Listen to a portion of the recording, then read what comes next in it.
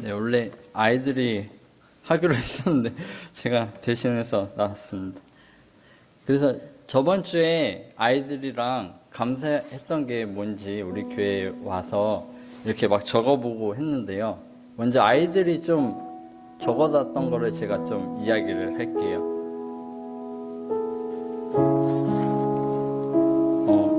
전도사님이 너무 잘생겨서 감사합니다. 이런 제 바람이었는데 없어요. 네. 제일 먼저 첫 번째로 썼던 것들이 뭐냐면 예수님과 예배 드릴 때가 감사하다고 아이들이 먼저 적었거든요. 그래서 제가 왜 그게 왜 먼저 썼어 했더니 그 교회를 원래 다녔던 친구들인데 이렇게 온 거예요. 근데 그 교회 예배가 되게 재미없었다고 그래서 재밌었다고 하면서 그렇게 써줬고, 그리고 두 번째로는 그 처음 아이들 온 지 얼마 안 됐을 때 제가 축구를 이렇게 가르쳐 줬었거든요. 그래서 축구 전도사님 선생님이라고 써봤네요. 전도사님 선생님과 축구를 할 때가 감사했다고 적어주었고, 그리고 마지막으로 또 전도사님 선생님이 탕후루를 사줄 때가 제일 감사했다고 하네요. 저희 어른들 돈 많이 버셔야 되겠어요. 네. 그리고 마지막으로 은성이가 써줬던 거를 한번 이야기를 하려고 하는데요. 은성이는 제일 먼저 친구들을 전도할 수 있어서 감사했다고 적어놨더라고요. 그리고 우리가 모르는 것을 배웠을 때, 그러니까 성경을 배웠을 때가 감사했다고 적어줬어요. 그리고 역시 마지막으로는 탕후루를 사줬을 때가 제일 감사했다고 적어줬거든요. 저희 지금 한국 기독교가 주일학교가 교회 5개 중에 하나 정도밖에 없대요. 근데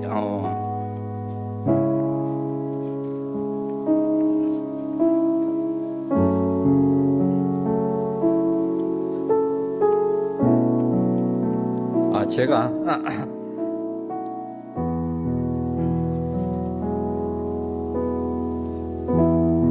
수민전도사 때 앞에서 울 때 제가 막 뭐라 했는데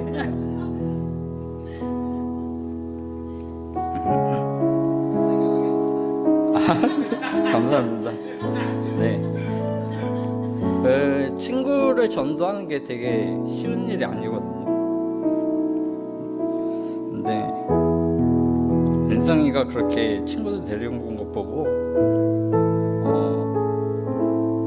아이들이지만 많은 걸 배우는 것 같아요. 그래서 은성이한테 감사하다는 이야기를 하고 싶고, 그래서 그것도 있고, 마지막으로 그냥 열심히 저희가 돈 벌어서 아이들 맛있는 거 많이 사주는, 그래서 아이들이 감사하게 느끼고, 그리고 교회에 더 나오는 게 즐겁고 행복하고 항상 감사함으로 나올 수 있는 아이들이 될 수 있도록 저희가 기도해주고 많이 옆에서 격려해주고 하면 좋을 것 같습니다. 네.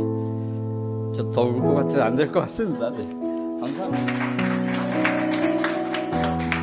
다시 한번 인사하겠습니다. 감사합니다 라고 고백하면 좋겠습니다. 감사합니다. 예, 감사합니다.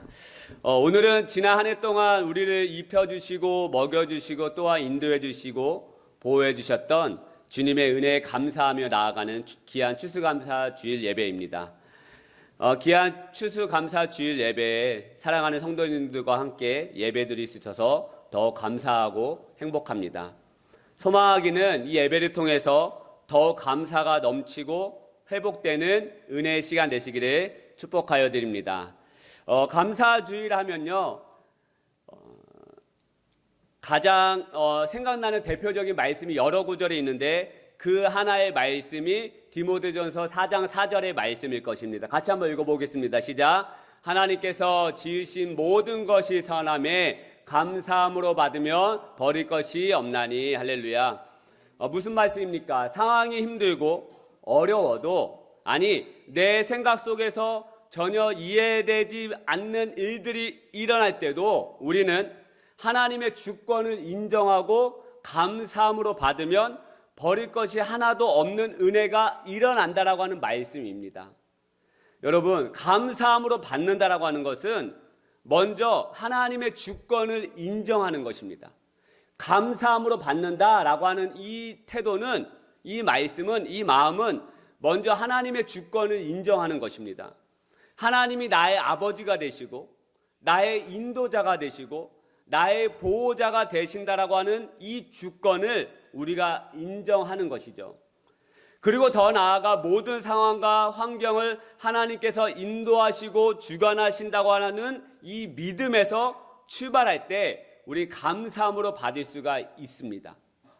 생각해 보십시다. 내가 뜻하지 않고 생각하지 않았던 일들이 나에게 닥쳤을 때, 그래서 내가 나아가고 싶지 않은 이 발걸음으로 내 삶이 인도되어질 때, 우리가 하나님의 주권을 인정하지 못하는 사람은 절대로 이 모든 것을 감사함으로 받을 수가 없습니다. 감사로 여겨질 수가 없습니다. 내가 생각하지 않고 나아가고 싶지 않았던 방향으로 나아가고 있을 때 하나님의 주권을 인정하지 못하는 사람의 첫 번째 반응은 무엇이냐? 하나님을 원망하는 것이죠. 어떻게 하나님이 나에게 이러실 수가 있지? 내가 하나님을 믿고 따랐다고 했는데 어떻게 나에게 이러한 상황과 환경을 나에게 허락하시는 거지? 나 더 이상 하나님 못 믿어. 하나님을 향한 이러한 원망과 불평함 아니겠습니까? 그리고 또 하나님의 주권을 인정하지 못하는 사람의 두 번째 특징이 무엇이겠습니까? 주변 사람들을 원망하는 거 아니겠습니까? 교회 영적 지도자를 원망하든지 내 남편이나 내 아내를 원망하든지 아니면 주변의 누군가를 원망하며 그 사람에게 이 어려움의 책임을 돌리면서 원망과 불평으로 나아가는 것이 하나님의 주권을 인정하지 못하는 사람들의 태도라는 거예요. 출애굽한 이스라엘 백성들이 꼭 이랬습니다. 출애굽기서 읽어보면 그 출애굽한 이스라엘 백성들의 태도가 이러했습니다. 자신에게 주어진 상황과 발걸음들이 자신들이 생각하지 않은 곳으로 인도되어진다고 생각하니까 하나님을 원망해요. 곧바로. 내 앞에 홍해바다가 닥쳤습니다. 하나님이 어떻게 나를 이곳에 꺼내서 나를 죽이시려고 합니까? 하나님, 나에게 물이 없습니다. 어떻게 이런 상황으로 하시겠습니까? 모세를 막 죽이려고 합니다. 다시 애굽으로 되돌아가겠다고 합니다. 그건 왜 그러겠습니까? 하나님의 주권을 인정하지 못하는 태도에서 나오는 반응들이라는 거예요.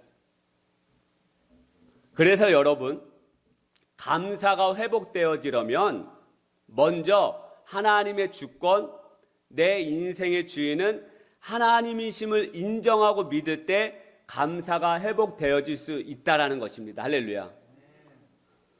좀 전에 읽은 말씀에서도 뭐라고 말합니까? 하나님께서 지으신 것이 모든 것이 선하며, 이 말씀은 하나님이 지으신 모든 것을 선하다고 인정하는 믿음에서 나오는 태도 아니겠습니까?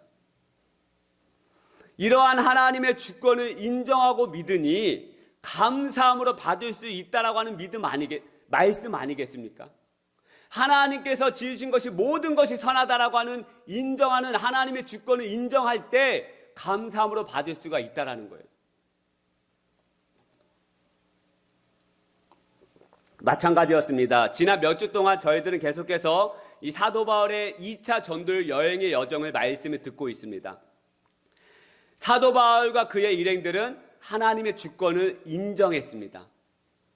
성령님께서 자신들의 발걸음을 새로운 대륙 마게도냐 지역으로 인도하신다는 것을 인정했습니다. 사도행전 16장 10절 말씀 제가 읽겠습니다. 바울이 그 환상을 보았을 때 우리가 곧 마게도냐로 떠나기를 힘쓰니 이는 하나님이 저 사람들에게 복음을 전하라고 우리를 부르신 줄을 인정함이러라. 할렐루야.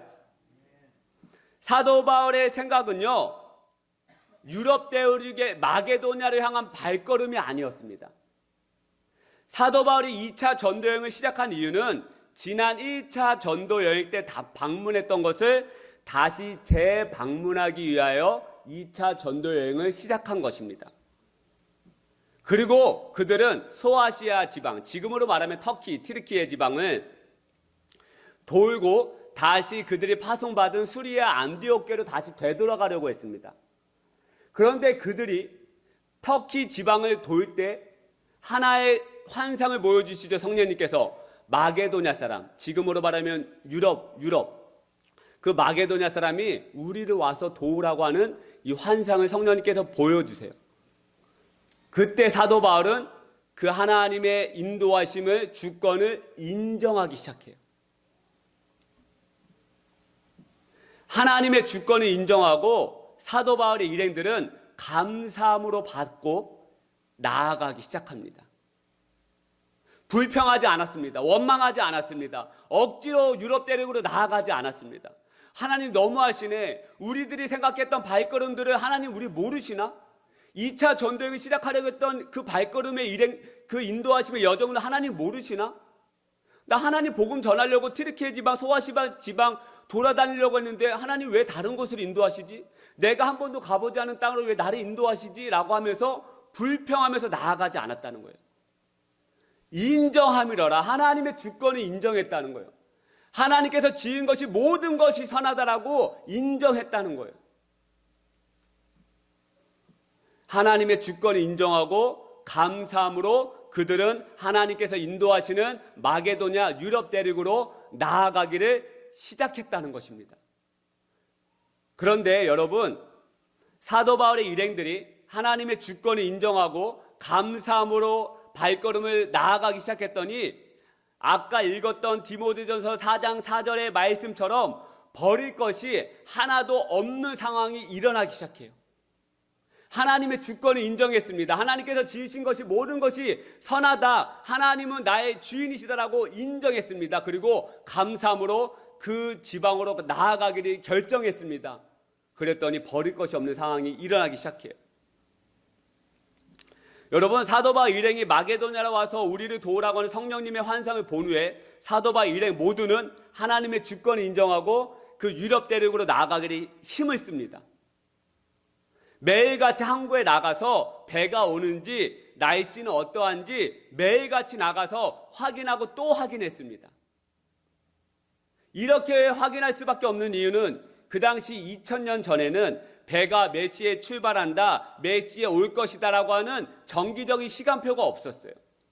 그리고 지금으로만 기상청이 있어서 날씨가 어떠한지, 풍랑이 언제 불어오는지, 태풍이 언제 오는지, 비가 오는지 예측할 수 있지만 2000년 전에는 오직 선장의 감, 노하우로만 배가 그 드로아 항구에서 터키 지방에서 마게도냐로 가는 것, 여러분 굉장히 먼 거리입니다. 며칠을 배 타고 가야 돼요. 그래서 이렇게 먼 배 이거는 시간표가 없었어요. 그래서 오직 선장의 감으로만 일주일 동안 열흘 동안 배 타고 간다라고 괜찮다라고 하는 그 감으로만 이 배를 움직였기에 이 사도 바울 일행은 그 환상을 보고 난 후에 매일같이 매 시간 그 항구에 나가서 배가 언제 들어오는지 확인을 했다고요. 힘을 쓴 거죠. 감사함으로 나아가기 시작했던 거죠.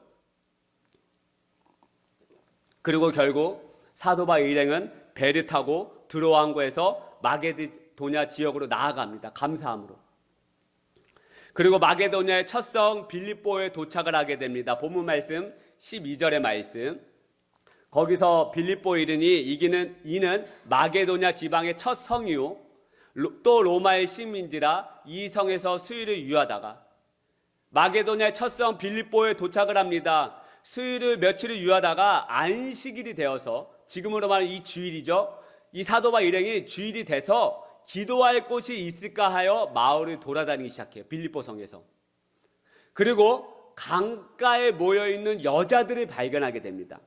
13절 말씀. 안식일에 우리가 기도할 곳이 있을까요? 문 밖 강가에 나가 거기에 앉아서 모인 여자들에게 말하는데 기도할 곳이 있을까요? 나가봤더니 그 강가에 모인 여자들을 발견합니다. 그리고 사도 바울이 그 여자들에게 말하기 시작해요. 여기서 말했다라고 하는 것은 복음을 전했다라고 하는 거예요. 사도 바울이 기도할 곳이 찾아 나섰다가 강가에 있는 여자들을 발견하고 거기에 가서 사도 바울이 복음을 전하기 시작합니다. 그런데 이 사도 바울의 복음을 듣고 두아디라의 시에 사는 자색 옷감 장사라는 한 여인이 그 복음에 반응하기 시작해요. 14절 말씀. 두아디라시아에 있는 자색옷감 장사로서 하나님을 섬기는 루디아라 하는 한 여자가 말을 듣고 있을 때 주께서 그 마음을 열어 바울의 말을 따르게 하신지라. 여러분, 루디아라고 하는 이 여자가 사도 바울이 전하는 이 복음을 듣게 됩니다. 그리고 하나님께서 그 루디아의 마음의 문을 열어주세요. 그리고 사도 바울이 전하는 복음을 마음속 깊이 받아들이기 시작합니다. 그런데 복음을 받아들이는 것으로만 끝나지 않아요. 루디아의 온 집안이 복음을 듣고 받아들이고 가족 모두가 세례를 받게 됩니다. 15절 말씀은 같이 읽겠습니다. 시작. 그와 그 집이 다 세례를 받고 나로 알거든 내 집에 들어와 유하라 하고 강건하여 머물게 하니라. 할렐루야.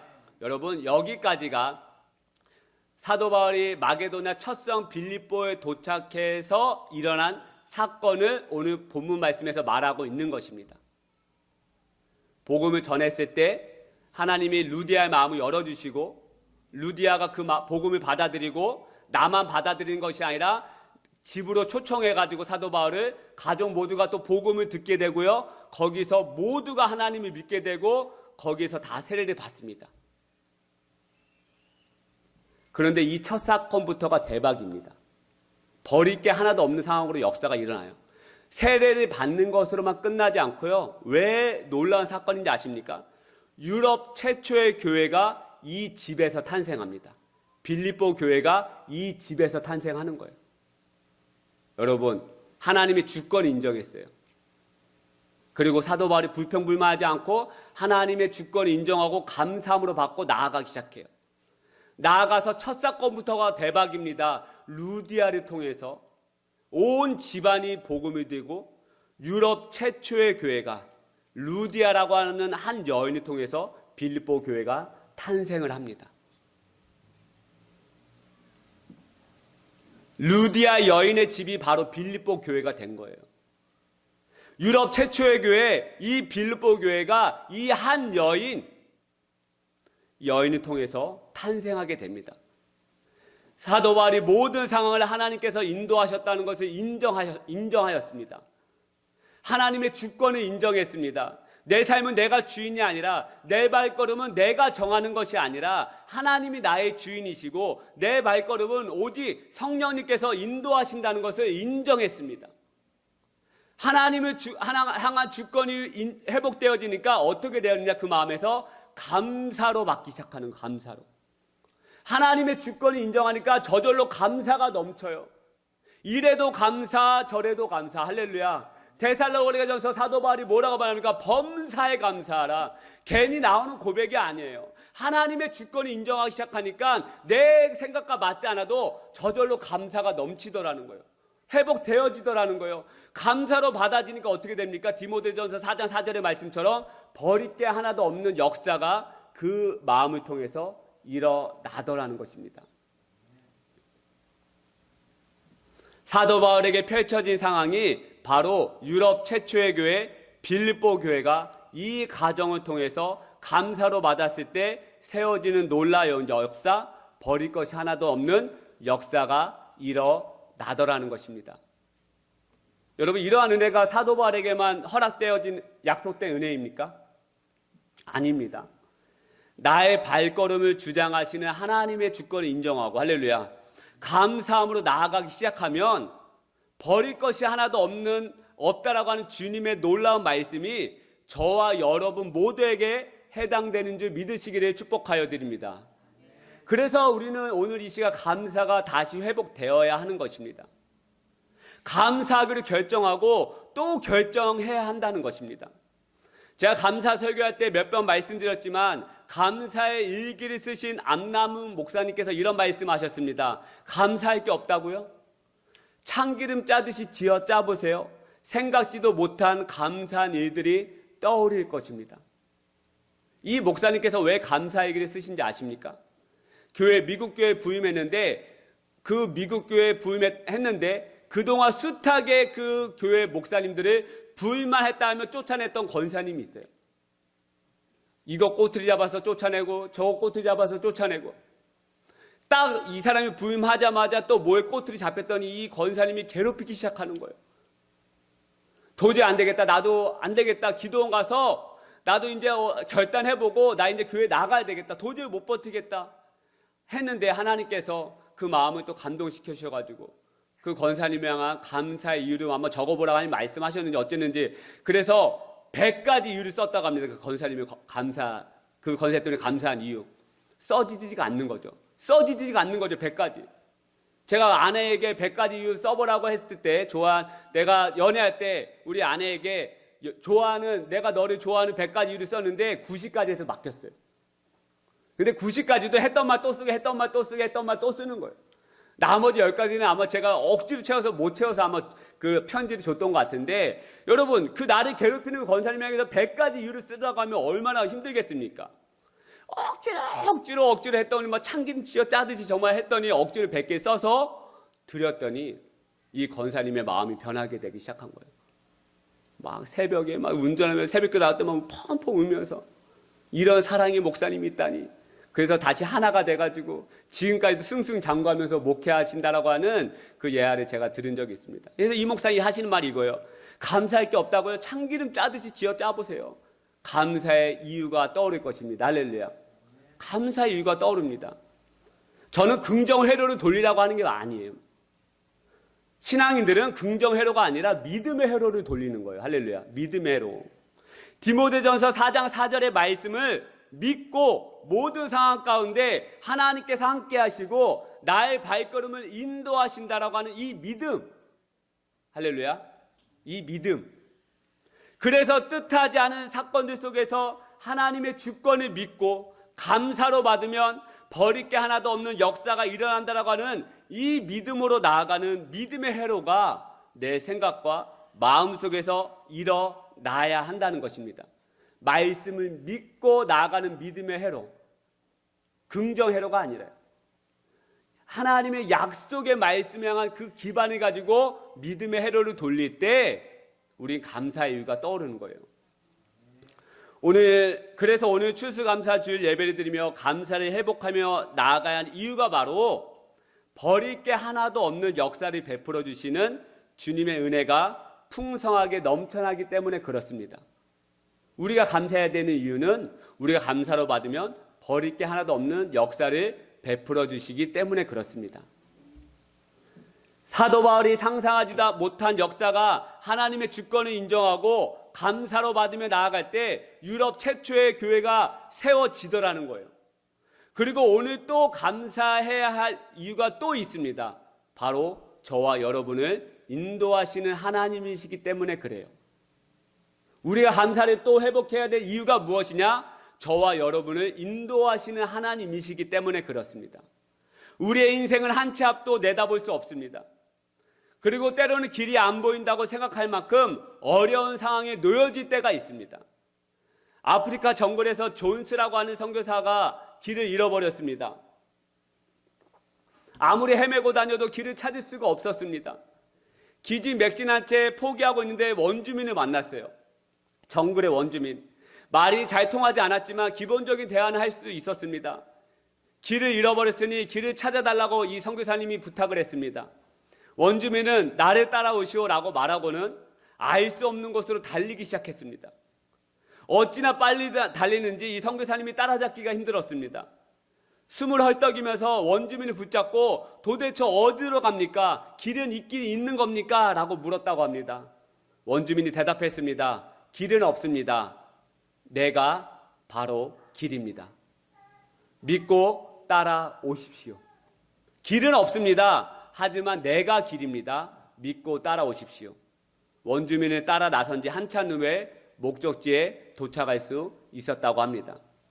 사도 바울의 전도 여정을 저희들은 계속해서 주일날 설교를 통해서 듣고 있습니다.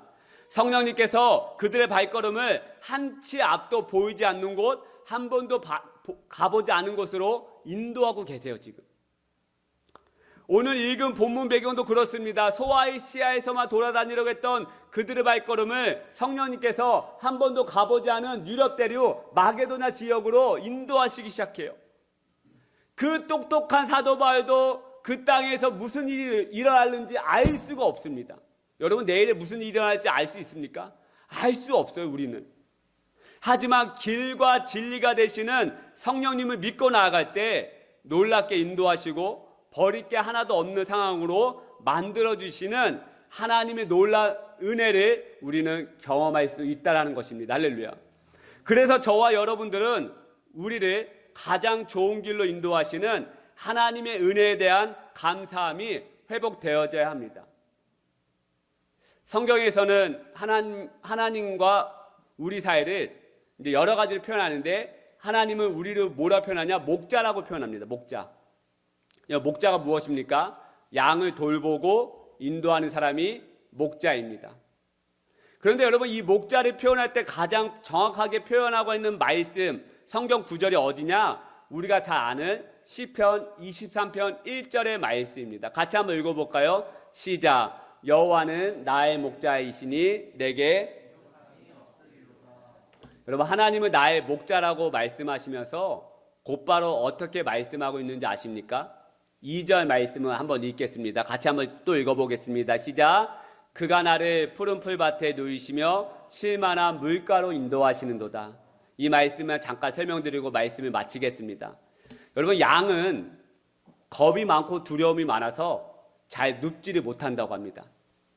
양이라고 하는 동물은 너무나도 겁이 많고 두려움이 많아서 그 자리에 눕지를 않는다고 합니다. 양이 풀을 먹다가 갑자기 새끼 토끼가 튀어나와도 놀라서 도망가는 게 양이라고 합니다. 사자가 아니고 새끼 토끼라도.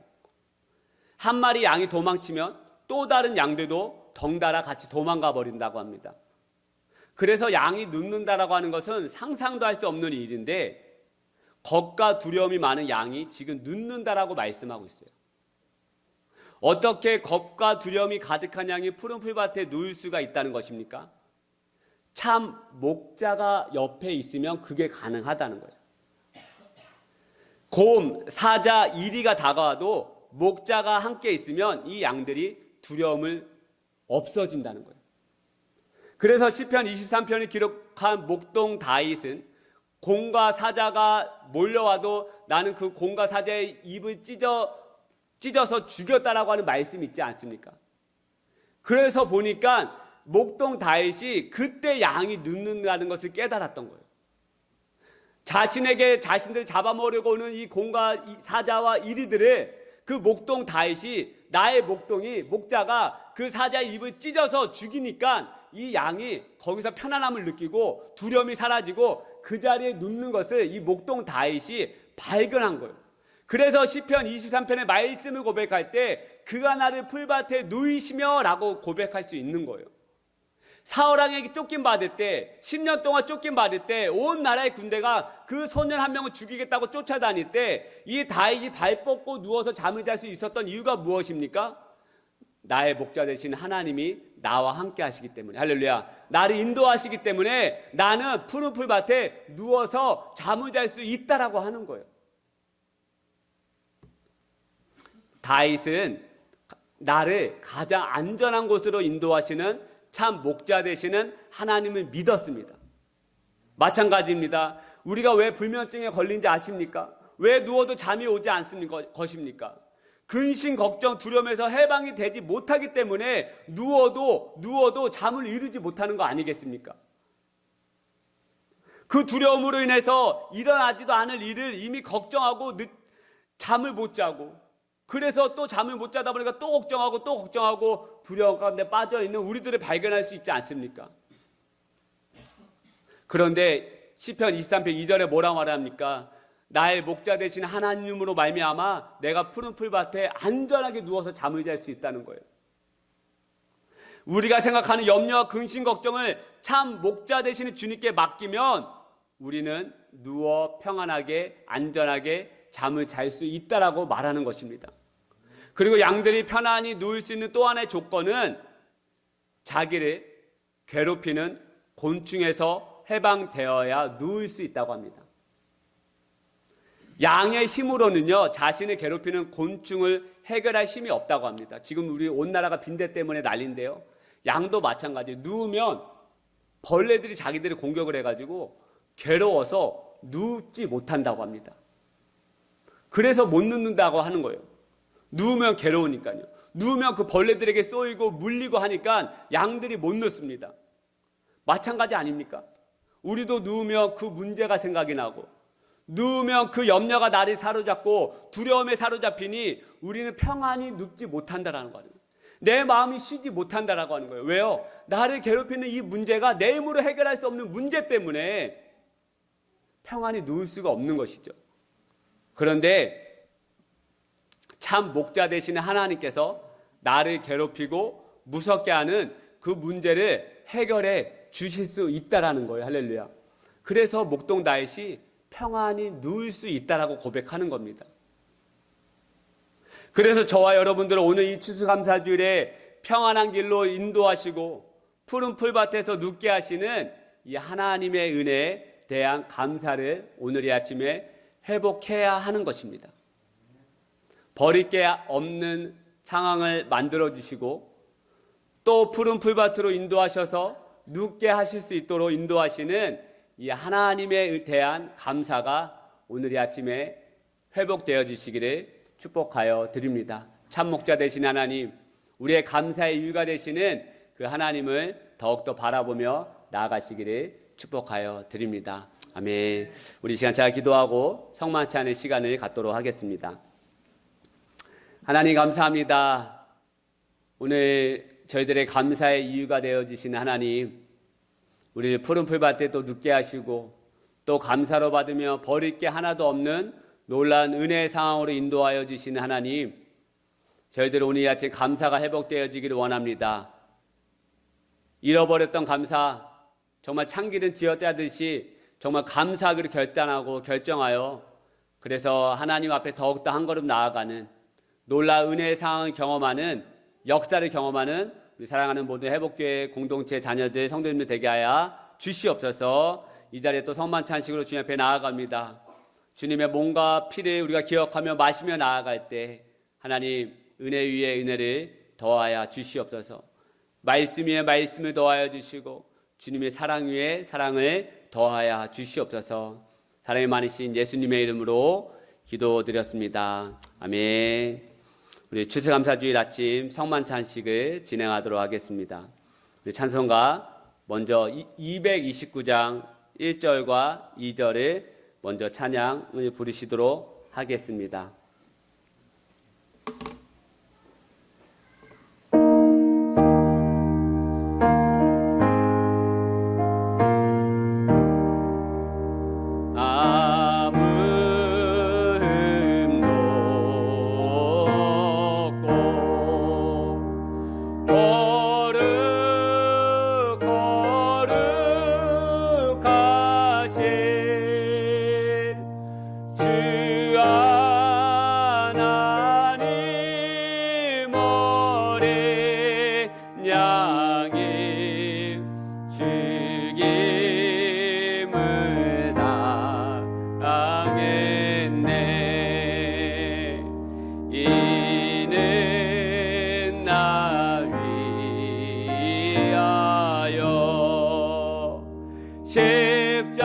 십자가 위에서 못 박혀 샀게 되리신 주님의 몸일세. 사랑하는 여러분, 이 성찬식은 주님의 친히 제정하신 성례입니다. 주님께서는 제자들에게 자신의 찢겨진 살과 흘리신 피를 상징하는 떡과 포도주를 들도록 권하셨습니다. 이 성찬은 주님의 식탁이며 이 잔치는 주님께서 우리들에게 베풀어 주신 은혜인 것입니다. 우리는 이 성찬식이 주님의 고난을 당하심과 다시 오심을 기념하는 것을 기억하십시다. 또 우리가 그리스도 안에서 하나이며 주님과 함께 이 성찬식에 참여하고 있다는 사실을 기억하시면 좋겠습니다. 고린도전서 11장 23절 말씀에 보면 내가 너에게 전한 것은 주께 받은 것이니 곧 주 예수께서 잡히시던 밤에 떡을 가지사 축사하시고 떼어 이르시되 이것은 너희를 위하는 내 몸이니 이것을 행하여 나를 기념하라 하시고. 아멘. 여러분, 이제 분명하도록 하겠습니다.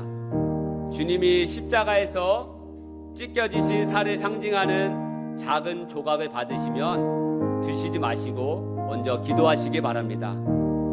주님의 은혜를 부어주시옵소서. 주님의 은혜를 부어주시옵소서. 온 인류를 용서하시고 품어주셨던 그 십자가의 사랑과 은혜가 부어지기를 소망합니다라고 기도하시며 그 떡을 받으시면 기도하시며 나아가시기를 바랍니다. 이제 그 은혜를 사모하며 떡을 나누도록 하겠는데요, 세례와 입교를 받으신 분만이 참여할 수 있습니다. 혹여나 어린이나 세례를 받지 않은 분이 있다면 깊이 십자가의 은혜를 사모하며 그 자리에서 기도하시면 좋겠습니다. 그들이 먹을 때 예수께서 떡을 가지사 축복하시고 떼어 제자들에게 주시며 이르시되 받아서 먹으라, 이것은 내 몸이니라 하시고. 그들이 먹을 때 예수께서 떡을 가지사 축복하시고 떼어 제자들에게 이르시되 받아서 먹으라, 이것은 내 몸이니라 하시고. 떡을 받으셨으면 묵상으로 하나님 은혜를 주옵소서. 주님의 몸을 기억하기 원합니다. 주님의 사랑을 부어주시옵소서. 나를 향한 주님의 사랑, 내 자녀를 향한 주님의 사랑, 그 뜨거운 그 십자가의 그 보혈을 부어주시옵소서라고 우리 잠시 주님 앞에 떡을 받으시고 기도하시면 좋겠습니다. 그들이 먹을 때 예수께서 떡을 가지사 축복하시고 떼어 제자들에게 주시며 이르시되 받아서 먹으라, 이것은 내 몸이니라 하시고. 우리 주님 예수 그리스도께서 그대들을 흠없이 영생에 이르도록 하시기 위하여 떼어주신 몸이라. 이제 그리스도께서 나를 위하여 돌아가셨음을 기억하고 먹을지어다. 여러분, 예수님께서 찢겨지신 살을 의미하는 이 떡 조각을 함께 같이 드시도록 하겠습니다.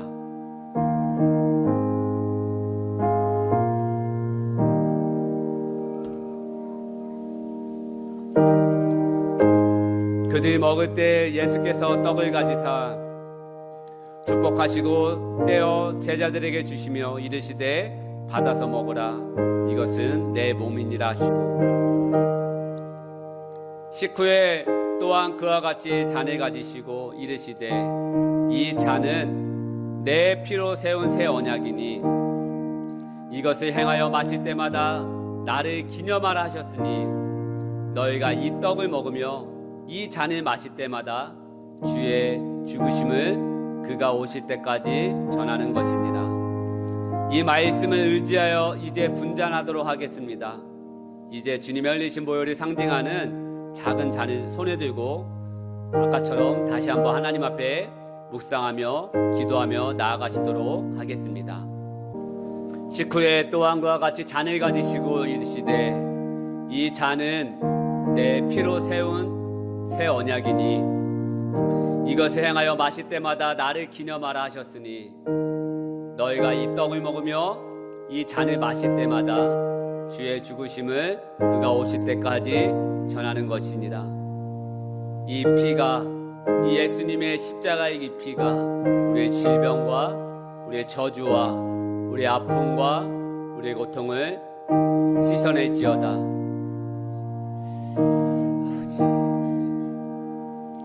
식후에 또한 그와 같이 잔을 가지시고 이르시되 이 잔은 내 피로 세운 새 언약이니 이것을 행하여 마실 때마다 나를 기념하라 하셨으니 너희가 이 떡을 먹으며 이 잔을 마실 때마다 주의 죽으심을 그가 오실 때까지 전하는 것이니라. 이 말씀을 의지하여 이제 분잔하도록 하겠습니다.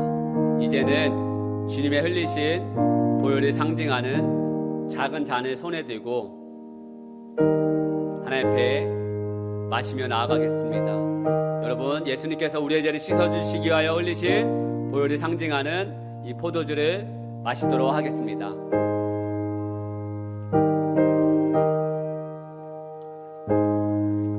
우리 주 예수님께서 그대들의 흠 없이 영생에 이르도록 하시기 위하여 흘려주신 보혈이라. 그리스도께서 나를 위하여 피 흘려주셨음을 기억하며 감사함으로 마실지어다. 찬송가 우리 아까 불렀던 찬양 3절과 4절을 함께 찬양하시도록 하겠습니다. 이는 나 위하여 형벌을 받으사 주가 친히 대신을 주의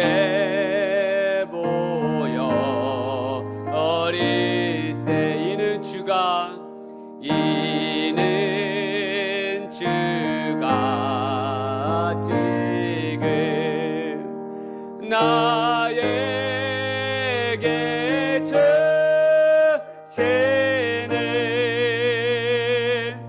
영생하는 양식이요 마시는 자. 우리 4절을 다시 한번 마음을 다해 찬양합니다. 이는 주가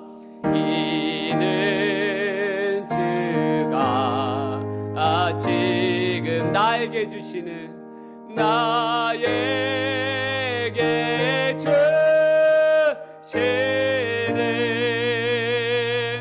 영생하는 양식이요 쉬는 자. 우리 같이 한번 눈을 감고 한 1분 정도만 묵상으로 기도하기 원합니다. 하나님, 오늘 이 아침에 감사가 회복되기 원합니다. 나를 위하여 이렇게까지 피 흘리시고 죽어 지옥 형벌에 갈 수밖에 없는 우리를 보듬어 안아주셨는데 저희들은 감사하지 못하고 작은 것 하나에 원망하며 불평하며 하나님의 인도하심을 주권을 인정하지 못했던 저희들의 죄악을 용서해 주시고 이 아침에 감사가 회복되어지기를 소망합니다라고 1분 정도만 같이 묵상으로 마음을 다해 간절하게 같이 기도하고 제가 축도함으로 예배를 마치도록 하겠습니다.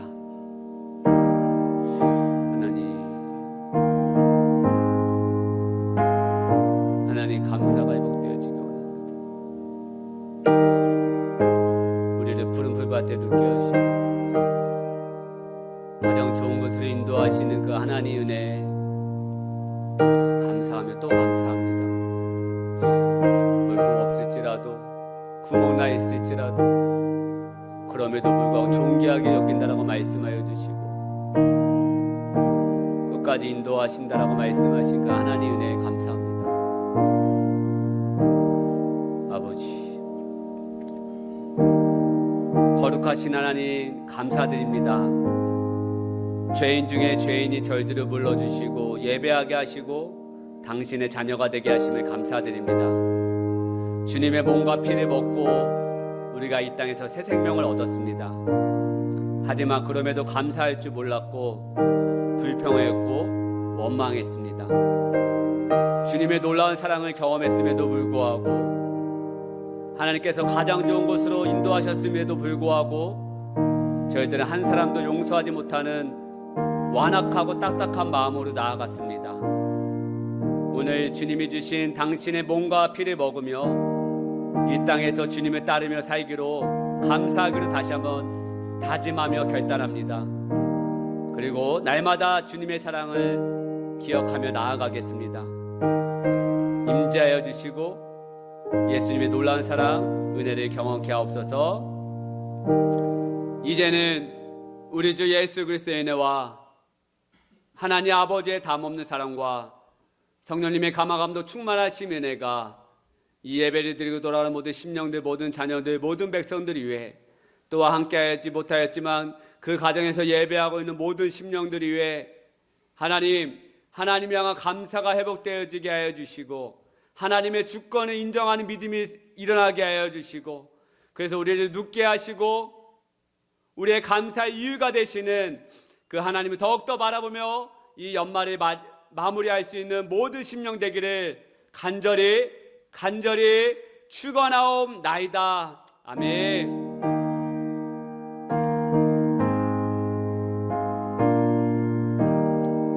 하나님